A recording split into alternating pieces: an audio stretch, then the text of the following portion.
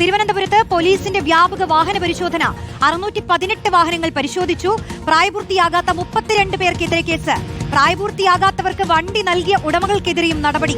City police commissioner കാർത്തിക്കിന്റെ നേതൃത്വത്തിലായിരുന്നു പരിശോധന. വരും ദിവസങ്ങളിലും പരിശോധന തുടരുമെന്ന് പോലീസ്. അശ്വിൻ ഡിയാഗോ ചേരുന്നു. അശ്വിൻ, ഒരു മിന്നൽ പരിശോധനയായിരുന്നോ? ഈ പ്രായപൂർത്തിയാകാത്ത ഇത്രയധികം ആളുകൾക്കൊക്കെ വണ്ടി കൊടുത്തുവിടുന്നുണ്ടല്ലേ വീട്ടിലുള്ളവർ?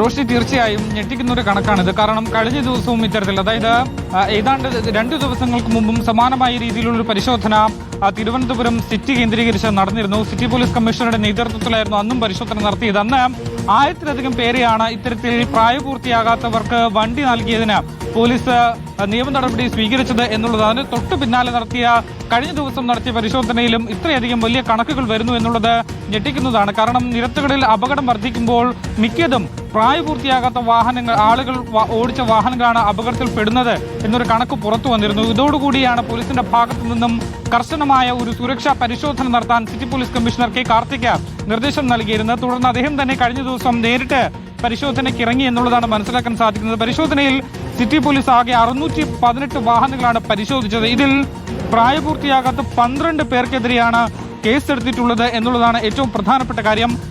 ഇവർക്ക് വാഹനം നൽകിയ വാഹന ഉടമയ്ക്കെതിരെയും പോലീസ് നിയമ നടപടി സ്വീകരിച്ചിട്ടുണ്ട് എന്നുള്ളതാണ്. വരും ദിവസങ്ങളിലും പരിശോധന തുടരാനാണ് നിലവിലിപ്പോൾ പോലീസിന് ലഭിച്ചിരിക്കുന്ന നിർദ്ദേശം. വ്യക്തമാണ് അശ്വിൻ. അപ്പോൾ വരും ദിവസങ്ങളിലും ഈ പരിശോധന തുടരും.